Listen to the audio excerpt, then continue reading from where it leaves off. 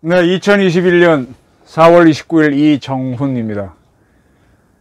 오늘 제목은 좀 도발적으로 달아봤습니다. 문재인이 없어도 부국, 부자나라, 대한민국은 있지만 이건희가 없었으면 부국 대한민국은 없다. 불편하신 제목인가요? 우리가 많이 인생의 오복을 얘기하는데 오복 중에 하나가 부죠.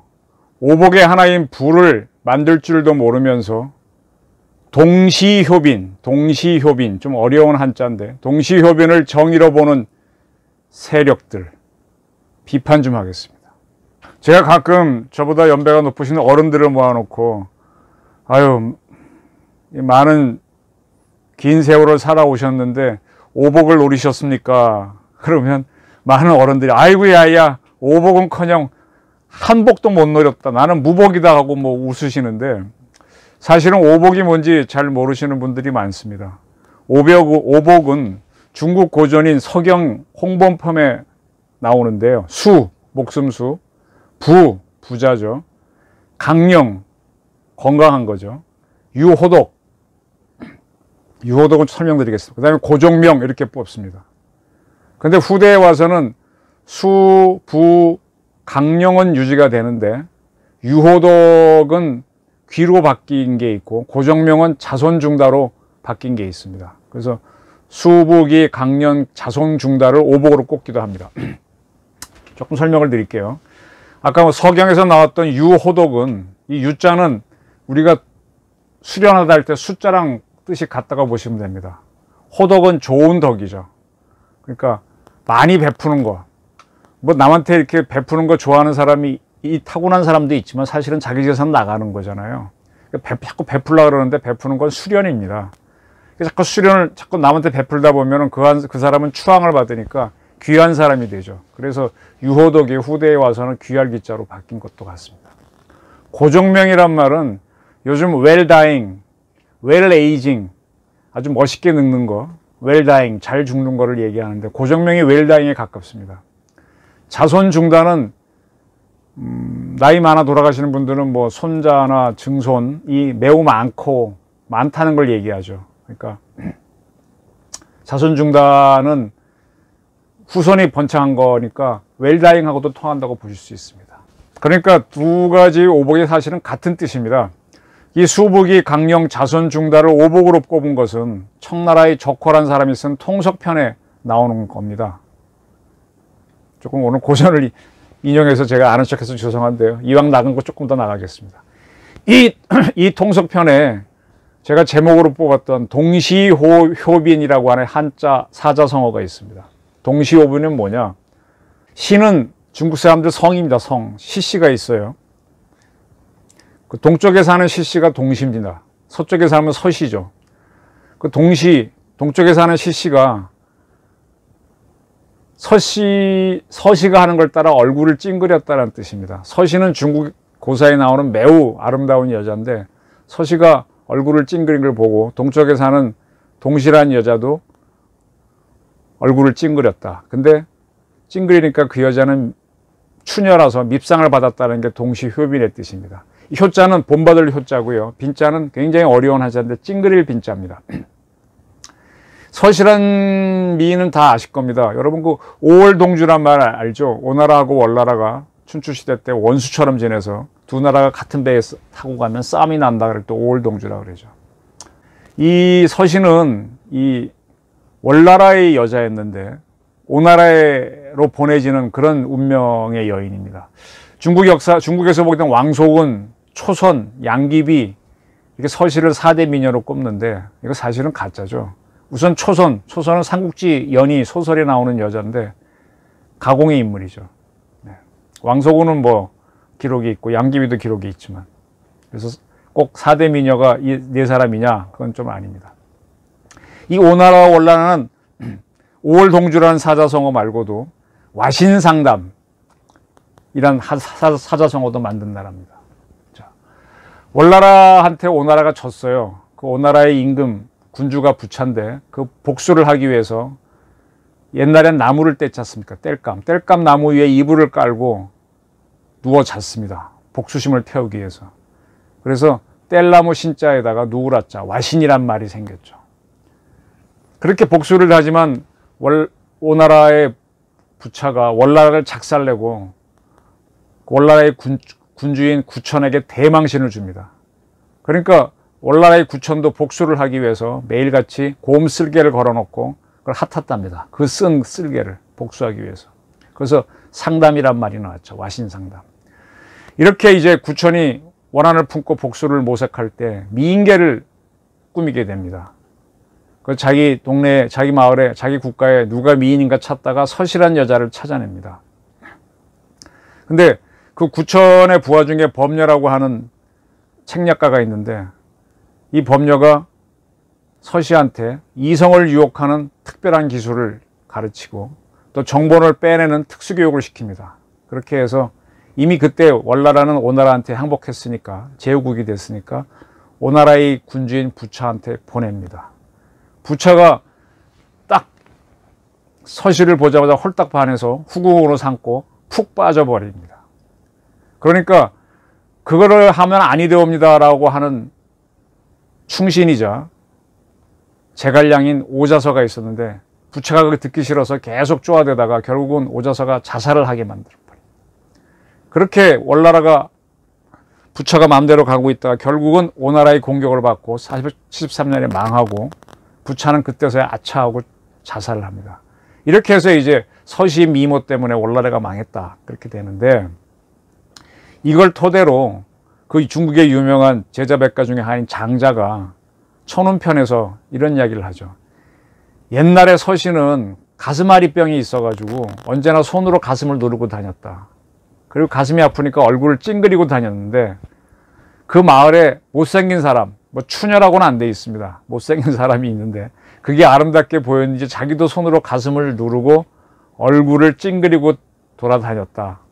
그것을 본 마을의 부자들은 문을 굳게 닫아버렸고 가난한 자들은 가족을 데리고 떠나버렸다 라고 장자란 이야기 한 개, 장자란 책에 있습니다. 장자가 이런 이야기를 한 거는요 사실은 서시의 미모를 얘기한 게 아니라 자기와 이제 같이 어떤 지혜 경쟁을 했던 공자를 비판하기 위한 거예요. 공자는 춘추시대 이전에 주나라가 있었는데 주나라는 그 예에 따라 통치를 한다라고 해서 예를 굉장히 강조했었죠. 그걸 이상적인 정치로 보고 계속 주나라를 따라가자 한 게 공자거든요. 그게 뭐냐? 그게 서시를 따라한 그 못생긴 사람과 똑같다라는 걸로 이렇게 빗대서 풍자한 겁니다. 네. 그리고 이제 한 3000년의 세월이 흘러서 중국 청나라 때 만주족이 세운 나라죠. 적호란 사람이 통속편이란 책에서 분열 편에서 이 서시란 여자에 대해 씁니다. 3000년이라서 쓴다는 게 사실은 좀 3000년까지는 아니겠구나. 한 2000년 지나서 쓰는데 정확할 수가 없는데 서시의 본명은 시이광이다. 성이 아까 내가 시씨라 그랬죠. 시이광이고 절강 절하촌의 사람이다. 절하촌에는 동촌과 서촌이 있는데 시이광은 서촌에 살았기 때문에 서시로 불렸고 동쪽에 사는 시씨들은 동시로 불렸다. 그 중에 이제 한 여자가 동시 중에 한 여자가 그걸 따라했기 때문에 서시에 그걸 따라했기 때문에 동시효빈이라는 동쪽에 성도 같지만 동쪽에서 시시한 여인이 못생겼는데 가슴을 찡그리고 다니니까 아유 그건 참 꼴불견이다 이렇게 나온 거죠. 네. 이 말씀을 왜 드린가 하면 이 통속편에 바로 민간에서 얘기하는 오복은 제가 아까 말씀드린 수부기, 강령, 자성준다다 이렇게 되어 있습니다. 서경에서는 수부, 그 다음에 유호독, 강령, 고정명으로 되어 있는데 여기는 수부기, 강령, 자선중다로 바뀌어 있다 이겁니다. 자, 오늘 제 주제는 이건희 회장인데요. 이건희 회장을 여러분 행복했다고 보십니까? 이분이 72세에 돌아가셨습니다. 돌아가시기 전에는 상당 기간 식물인간으로 있었죠. 이건희 회장은 5복을 다 누렸다고 봅니까? 우선 술을 장수했다고 보십니까? 강령했다고 보십니까? 그분의 부친인 선친인 이병철 회장은 선대 30년 전 사람인데도 77세에 돌아가셨고, 정주영 회장은 현대 87살에 돌아가셨습니다. 72세면 굉장히 젊은 나이죠, 요즘 같은 경우. 이건희 회장 아픔을 얘기해 볼까요? 그분이 원래 일남 3녀를 뒀죠. 셋째 딸이 자살했다는 건 알고 계십니까? 저는 이거 처음 알고 막 깜짝 놀라서 취재했던 기억이 있어서 알고 있습니다. 미국에서 자살했죠. 그 다음에 지금 많이 알고 계시지만 이건희 회장의 큰아들이자 유일한 외아들인 이재용 씨는 투옥돼 있습니다. 그리고 큰딸 이혼했죠. 그리고 장남이자 외아들인 이재용 씨도 이혼했죠.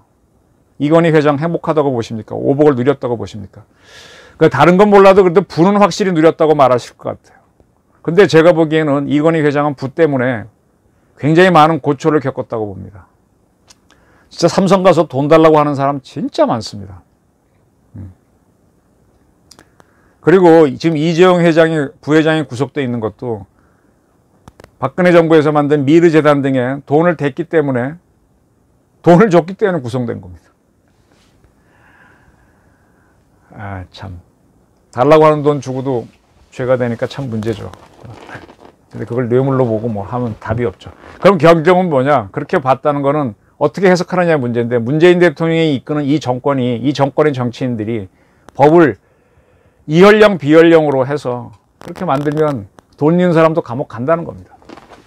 자, 이건희 회장의 재산은 현재 보도 나온 거 보면 26조 원이라고 그럽니다. 이 중에 46.2%인 12조 원을 상속세로 내야 됩니다. 돌아가셨으니까. 12조가 얼마나 많은 돈인지 모르겠어요. 5년간 내기로 했습니다. 근데 이 12조 원이 대한민국에서 상속세로 걷어들이는 3년치보다 많습니다. 4년치보다는 조금 모자라고. 3년치, 가장 최근 3년치가 토탈 10조 원인데 그걸 한 사람이 다 내게 됐습니다. 상속세 내고 나면은 14조가 남는데, 이거는 그 유족들, 홍라희 여사하고 아들하고 두 딸이 받으면 되는데, 그 중에 3.4조 원을 사회에 환원하겠다 그랬습니다.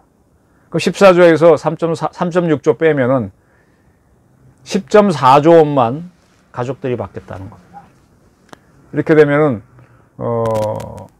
이건희 회장 재산 중에서 40%만 상속으로 가는 거죠. 그럼 사회에 환원하는 3.4조 원 중에 1조 원은 감염병이나 희소질환 극복을 위한 용으로 쓰겠다 그랬고, 2.4조 원에 해당되는 거는 이건희 컬렉션, 이건희 회장이 생전에 문화재, 미술품을 굉장히 많이 모았는데 그 가치를 2.4조 원으로 평가해서 국가에 기증하겠다는 겁니다. 근데 이 23,000전의 이건희 컬렉션은 어떻게 평가에 따라서 좀 다른데, 제대로 평가하면 3조 원이 넘는다 그러죠. 그렇습니다. 여기에 대해서 이제 이건 뭐 조선일보, 또 동아일보 어디 갔나? 다 모든 언론이 대단하다고 칭찬을 했습니다. 아이고, 좋습니다. 동아일보, 조선일보 칭찬했습니다. YTN 라디오 방송에서 이건희 이거 재산 내놓는 거에 대해서 한 라디오 프로에서 앵커하고 한 대담자, 언론으로 되어 있습니다. 이름을 밝힐까 하다 뺐습니다. 좀 불편해갖고 뺐는데, 제목이 이겁니다. 도하 언론이 이건희 찬가 언론 보도를 하고 있는데, 이건희 찬가 언론 보도, 저널리즘과 돈 맞바꿨나? 사실은 이런 얘기가 나와야 되죠. 그래서 제가 오늘 이 방송을 주제를 이걸로 잡은 겁니다. 앵커가 이런 질문을 합니다. 상속세는 세금으로 당연히 내야 하는 부분 아닌가? 찬사가 흘러 넘치는 수많은 미술 작품들을 이건희 회장이 어떻게 모았는가? 그런데 지금 이재용 사면 건의까지 나오는 상황이다라고 하니까 한 기자죠. 그 대담자는 자기가 전국 9개 일간지, 종합일간지 헤드라인을 봤는데 다 일면 톱이 이건희 상속세 납부 관련이었다. 중앙일보 일면 제목이 가장 눈에 띈다. 이건희의 선물, 기부 역사 새로 쓰다. 그렇게 제목을 달았다. 경제지들은 하나같이 고조된 톤을 띠고 있는데 한국경제는 진짜 기업가 정신, 머니투데이는 작은 거인의 위대한 유산, 아주경제는 초인류, 그 아름다움이 열리다. 이렇게 달았다. 그리고 근데 이런 거는 삼성 측에서 내놓은 보도자료를 근거로 알아서 쓴 것 같다라고 그랬습니다. 그러니까 앵커가 또 질문을 합니다. 이병철 회장이 돌아가셔갖고 이건희 회장이 이어받을 때 상속세 다 안 냈다. 또 이재용 회장은 편법으로 에버랜드를 물려받았다. 이런 일이 있는데 이런 거는 보도하지 않고 아름다움만 썼다는 게 한국 언론의 문제가 아니냐. 그 2008년 삼성 특권 비자금 사건이 일어났었죠. 그때 이건희 회장이 자기 재산의 60% 이상을 환원하겠다고 약속했었다 이미. 응? 그렇게 하니까 대담자는 경실련도 지적했지만 이건희 회장은 2008년도 6조 원 정도를 사회 환원 약속했는데 이번에 돌아가신 다음에 1조 원 정도를 기부하겠다는 거다. 1조 원이 아까 그 전염병하고 희귀질환 치료하라고 쓰냐는 거고. 그러니까 이제 문화재하고 미술품 내는 건 언급하지 않은 거죠. 그러면서 6분의 1로 줄었는데 언론은 통 큰 결단으로 보도하고 있다. 그래서 앵커가 왜 대한민국 언론이 재벌을 칭송한다고 보는가 그랬더니 대담자는 삼성에 종속된 구조가 원인이다. 삼성이 광고비 증여로 언론에 끼치는 영향이 크다라고 합니다. 앵커가 저널리즘과 돈을 맞바꿨다. 그런가요? 그랬더니 그렇게 표현할 수도 있습니다. 라고 대답합니다. 삼성 돈 받았다고 기자들이 삼성 잘 써줄까요? 저에 대해서 비난하는 사람도 있을 겁니다. 제가 이제 한때 뭐 어떤 기사를 써서 한국 기자상을 비롯해서 많은 언론상을 받았는데 그 중에 하나 받은 게 삼성 언론상입니다. 그걸 가지고 저도 어떤 사람들은 삼성 장학생이라고 할지 모르겠지만 좋습니다. 뭐라고 하든 간에. 삼성 돈 받았으니까, 삼성 상 받았으니까 삼성을 미화해 주냐 하는 사람이 있겠지만 할 말은 하겠습니다. 자, 이런 주장이 있었고 또 하나가 문재인 대통령이 이런 얘기했답니다.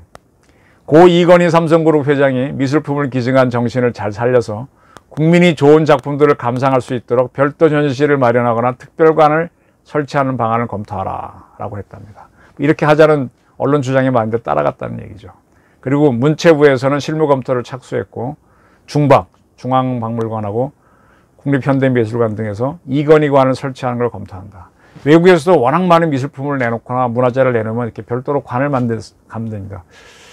일본의 동경에 있는 일본 국립박물관 가보니까 거기도 개인 컬렉션, 워낙 개인들이 많이 내놓은 게 많습니다. 우리도 간송 전현필 선생이 내놓은 문화재가 많지 않습니까? 그런 걸 검토한다 그랬고. 그리고 상공회의소 등 5개 경제단체는 이재용 부회장 사면 촉구 건의서를 청와대에 제출했는데 청와대는 현재로서는 사면 가능성을 검토하지 않는다라고 했습니다. 네. 그러니까 정리하면 이건희 컬렉션은 받고 이재용은 안 봐주겠다. 뭐 그런 얘기겠죠. 뭐 당장 봐줄 수는 없겠죠. 네. 약간 시차는 되겠죠. 김부겸 총리 후보자는 귀한 문화재를 국민품으로 돌려준 건 높이 평가한다면서도 사면론은 별개다라고 선을 그었습니다. 자, 이제부터 논쟁을 한번 해봅시다. 자, 이건희 회장의 부에 대한 평가를 한번 해보자는 게 저희 오늘 주제입니다. 우선 단도직입으로 묻겠습니다. 이건희 회장, 삼성이 대한민국에서 돈을 벌었습니까? 더 벌었습니까? 외국에서 더 벌었습니까? 외국에서 더 벌었습니다. 그러면 세금은 어디다가 냈습니까? 주로 낸 게. 외국에서 물론 세금 냅니다. 대한민국에서 많이 냅니다. 국적이 대한민국이기 때문에 상속세도 대한민국에 내고 있습니다. 만약 저분들이 미국으로 이민 가서 또 삼성 본사도 미국으로 가면은 세금 다 미국으로 갑니다. 이 막대한 세금. 납세를 하는 건 국민의 의무인데요. 예, 국민은 해야죠. 그런 납세제를 지켜주는 건 국가의 의무인데 세금을 다 낸 국민을 대한민국은 제대로 지켜주고 있고 국가로서의 의무를 다하고 있는지 따져봐야 된다는 게 저희 주장입니다. 저는 개인적으로 고고학을 좀 공부한 적이 있습니다. 그래서 문화재에 대한 관심이 있는데 이건희 컬렉션이 만만치 않습니다. 삼성에서 하는 리움 박물관도 한번 가서 본 적도 있는데 이병철, 이건희 두 회장은 대단한 문화재 애호가이자 수익가였습니다. 이들이 우리의 문화재를 수집하지 않았다면 우리는 아마 일본인들한테 많이 넘겨줬을 겁니다. 도구를 품이든 아니든 이들이 재산으로 사줬기 때문에 지금 우리가 많은 우리 문화재를 갖고 있습니다. 또 그 전에는 간송 전연필 선생이 우리 문화재를 일본 사람들과 경매에서 돈싸움하면서 샀기 때문에 우리가 많이 갖게 된 거거든요. 전연필 선생들은 다 추앙합니다. 근데 이병철, 이건희에 대해서는 그렇게 안 하는 사람들이 있는데, 제가 드리는 말씀은 뭔가 하면 그 사람들의 부가 우리의 문화재를 지켰다는 말씀을 드리는 겁니다. 그리고 이건희 회장은 한 발 더 나가서 자신의 부로 외국 미술품을 우리 미술품도 샀지만 외국 미술품도 샀습니다. 부가 없으면은요, 이거 사고 싶어도 절대로 못 삽니다. 홍길동이랑 훔쳐 갖고 오겠지만 갖고 오면 그건 문제가 됩니다. 그런 신뢰를 하나 들어드릴게요. 지금 스시마하고 충남에 가면 서산에 부석사가 있습니다. 영주 부석사 말고 또 하나의 부석사가 있는데 다툼이 있어요. 왜냐? 고려시대 때 불상이 충남 서산에 부석사에 있었는데 그쪽 원래 있었던 거로 돼 있어요, 기록이. 근데 이것이 오랫동안 스시마에 있었습니다. 스시마의 절에 있었는데 그게 어찌어찌 해서 지금 대한민국에 와 있습니다. 합법적인 방법으로 온 건 아닙니다. 그럼 뭐가 갈등이냐? 우리 측은 고려말 조선 초에 난리 폈던 왜구들이 약탈해 간 거다. 스시마로. 스시마 측은 뭐냐? 조선이 조선 초기에 숭유억부를 하지 않았느냐. 그때 조선에서 스시마로 줬다 이겁니다. 그러니까 우리는 약탈해 간 거니까 우리 쪽에 왔으니 못 주겠다는 거고, 아니다. 니들이 불교 탄압할 때 우리 쪽에 넘겨준 거니까 그리고 우리 거다 이겁니다. 근데 현재 한국에 보관하고 있는데, 여러분 이 고려불상 소유권이 어디 있다고, 누구한테 있는 게 맞다고 보십니까? 스시마에 있는 불상을 우리가 돈 주고 사왔거나 우리가 기증을 받았다면 확실히 우리 겁니다. 이 문화재가 어느 나라에서 만들었냐는 중요하지 않습니다. 지금 우리가 이제 이건희 컬렉션이 들어옴으로 해서 피카소 그림을 가진 나라가 됐는데, 피카소 그림은 피카소가 어디서 그림 그렸나요? 프랑스의 사람이면서 스페인에 많이 살았으니까 뭐 어딘지 잘 모르겠는데 돈 주고 샀으면 우리 겁니다. 지금 동경 일본 국립박물관에 가면 우리나라 문화재 많습니다. 근데 그 중에 상당 부분이 일본 사람들이 돈 주고 산 거예요. 돈 주고 산 거는 일본에 있고요. 일본 당시 총독부가 갖고 있었던 거는 우리한테 주고 갔습니다. 그게 우리 중앙박물관에 있는 많은 국보들이 그겁니다. 그때 일본 애들이 그냥 주고 갔어요. 우리 돈 주고 사지 않았고, 일본 개인들이 산 거는 그분들이 일본 국립박물관에 기증해서 동경박물관에 있습니다. 그건 그 나라 겁니다. 이건희 회장이 샀기 때문에 피카소 그림도 우리 겁니다. 그럼 부라고 하는 건 굉장히 중요한 겁니다. 부는 굉장히 중요한 국력이고요. 지금 대한민국이 해방됐는데, 해방했지 않습니까? 해방운동 할 때 독립운동가는 매우 많았습니다. 제가 요즘 우리 해방기에 국제정치사를 쓰고 있는데, 그때 대한민국 독립하자고 하는 지사는 차고 넘쳤습니다. 아주 제 심한 표현이지만 차고 넘쳤습니다. 이승만도 있었고 김구도 있었고, 하다못해 저기 중국 공산당에 가서 설쳤던 김일성이도 있습니다. 차고 넘쳤습니다. 근데 이런 사람들이 독립을 하려면 뭐가 필요해요? 거사를 해야 되죠. 거사하려면 거사 자금이 필요하죠. 이분들은 거사 자금이 없었어요. 이 거사 자금은 반드시 필요합니다. 제가 쭉 요즘 5.16 자료 보다 보니까 박정희하고 김종필 씨가 제일 고민했던 게 거사 자금입니다. 그래서 쿠데타 하자라고 모이는 군인들이 있는데, 그 사람들 뭐 이렇게 연락하는 수단도 뭐 하다 보면 돈이 필요하잖아요. 돈 때문에 고민하더라고요. 이 해방 일제시대 때 독립운동을 하려고 했을 때 거사 자금을 가장 많이 댄 사람이 인촌 김성수입니다.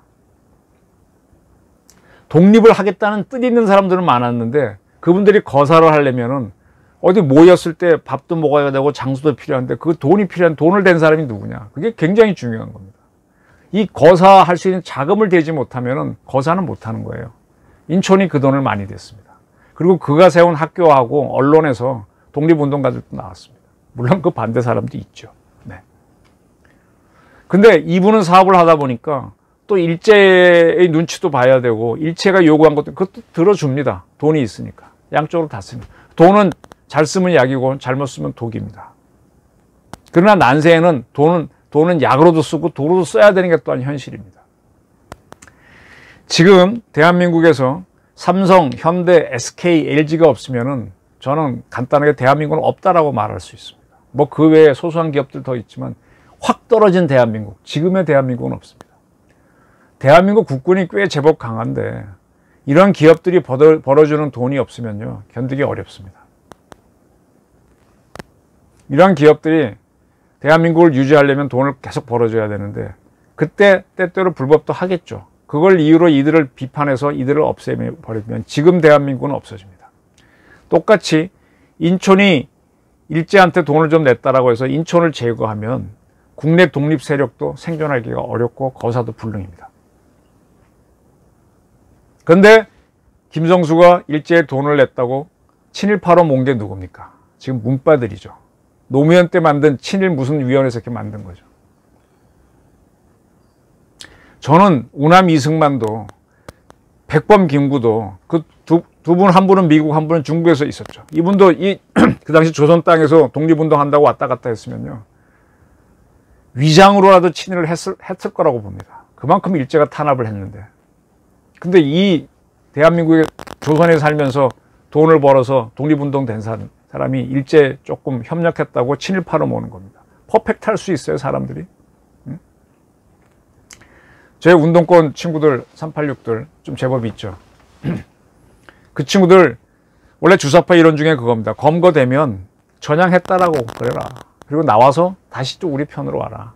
왜? 전향 함부로 해서 완전히 저쪽 편으로 박정희처럼 가버리면 우리 안 되니까 해주고 와라. 이렇게 하는 게 386 세대들의 운동권입니다. 그래서 주사파는 제가 인정 안 해요. 이런 자들이 이건희를 비판합니다. 이재용을 비난합니다.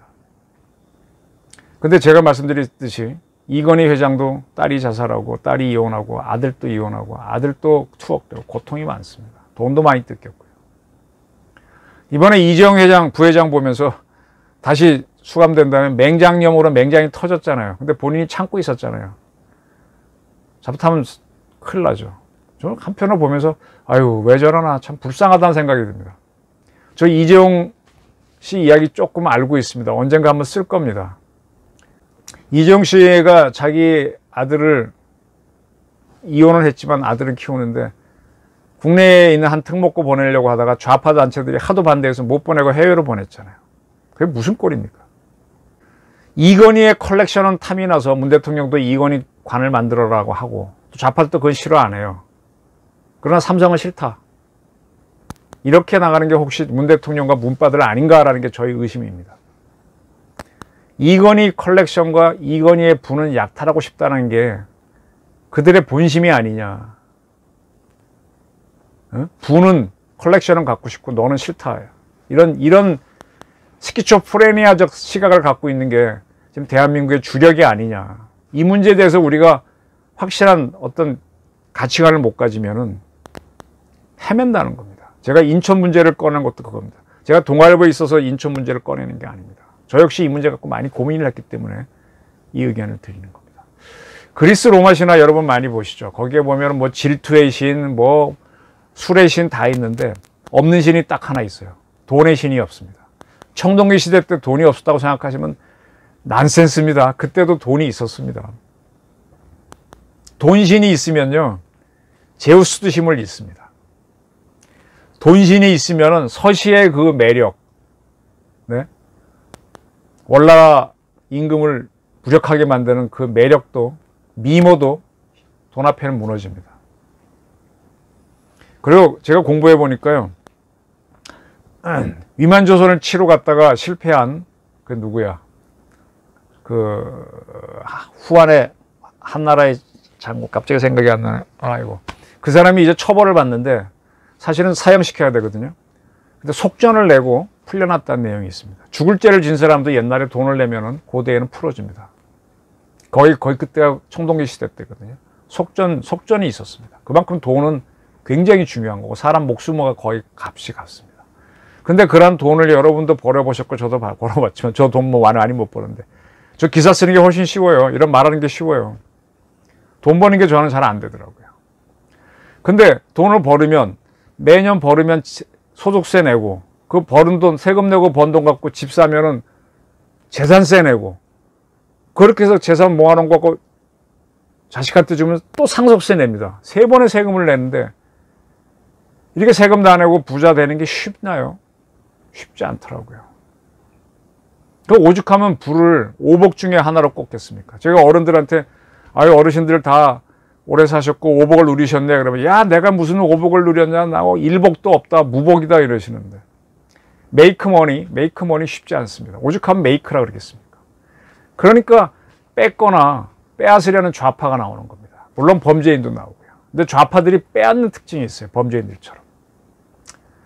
외람된 얘기할게요. 굉장히 강력한 노동쟁이. 네, 물론 부를 모은 사람이 불법을 저질러서 그렇게 시비를 걸겠지만 빼앗자는 거 아닌가요? 엄연히 계약이 있었는데 노동쟁이가 불법으로 너무 커지면 공산주의로 갑니다. 저는요 이 서구식 민주주의 자유민주주의 공부하다 보니까 아, 이 친구들은 부를 인정하는구나. 그래서 자유민주주의로 가는구나. 인민민주주의로 안 가는구나. 그래서 자본주의로 가면서 그게 기독교의 청교도적인 어떤 정직을 강조하는 게 그래서 그렇구나 이해가 되더라고요.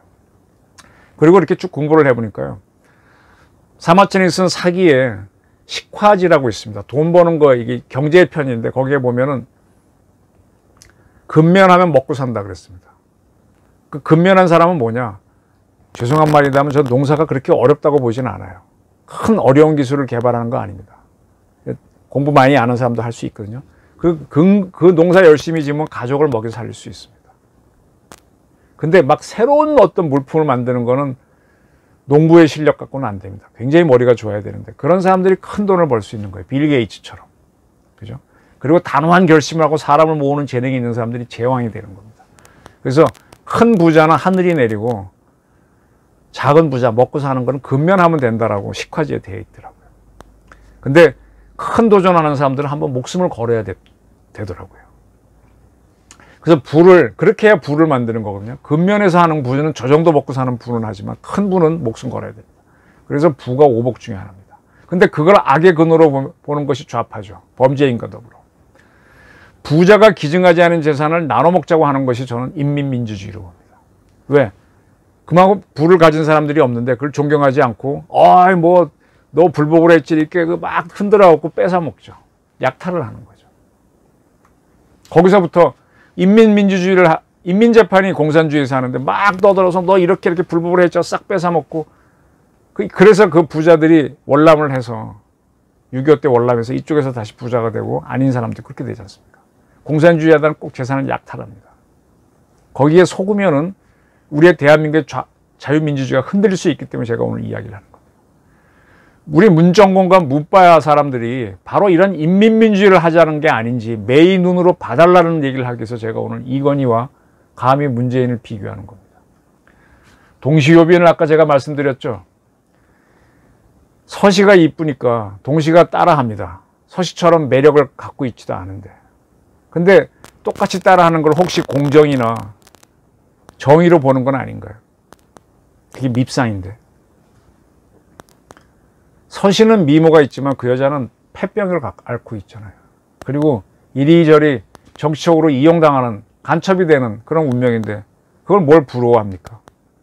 이건희 씨도 굉장히 고통이 많은데 왜 그의 부는 탐내냐 이겁니다. 어쩌면 거기에 대한 대가일 수도 있는데 동시효빈으로 그를 질시하는 게 그게 공정이냐 이겁니다. 바로 그런 세력이 문바가 아니고 386이 아닌지 좀 봐달라는 게 저희 주문입니다. 이건희가 누린 운명을 부러워하지만 그의 불행을 왜 보지 않느냐. 다시 아까 말씀드렸던 그런 것들이 있었죠. 그리고 그가 반도체를 하자고 할 때 결단을 내리고 신경영을 하면서 삼성 기술을 막 때려 부수고 돌아다니면서 삼성 임원진을 질타할 때 그 스트레스는 왜 생각하지 않느냐 이거예요. 쉬울 것 같습니까? 굉장히 어렵습니다. 저는 문재인이 없어도 부국 대한민국은 있을 수 있지만 이건희가 없으면 부국 대한민국은 없다라고 감히 이야기합니다. 그리고 이런 얘기하게 되면 그래 부는 인정한다. 그러나 깨끗이 본 청부만 인정해야 된다라고 하는데 저는 깨끗하게 본 돈만 청부인가? 라는 질문을 하고 싶어요. 잘 쓰면 되는 거지. 어차피 돈 벌 때는 근면한 것도 반칙일 수 있어요. 예? 정해진 시간 내에 더 가서 일해갖고 야근 수당 받는 거 그거 청직 낡은 건가요? 반칙 아닌가요? 저는 많은 인을 먹여 살리고 잘 쓰는 돈이 청부가 아닌가 생각을 합니다. 이제 대한민국에서요 부에 대한 평가를 다시 했으면 좋겠습니다. 이건희 씨의 이 사회 환원을 놓고 6분의 1밖에 안 냈다 이런 비난도 할 수 있지만 달리 봐달라 이겁니다. 약탈하지 않고 큰 돈 벌어보지 못한 인민민주주의는 이제 빠이빠이를 선언하자. 잘 가라 인민민주주의요. 그리고 이건희 씨, 인천 김성수 이런 사람들의 부에 대한 재평가를 해보자. 이거 없이는 대한민국은 자유민주주의 시장경제 하기 어렵다. 바로 여기에 지금 보틀렉에 걸려있다. 문재인 정권 등장으로 대한민국에 던진 큰 화두는 이거다 하는 게 저희 오늘 주제였습니다. 상당히 도발적인 제목인데 한번 검토해 주시기 바랍니다. 감사합니다.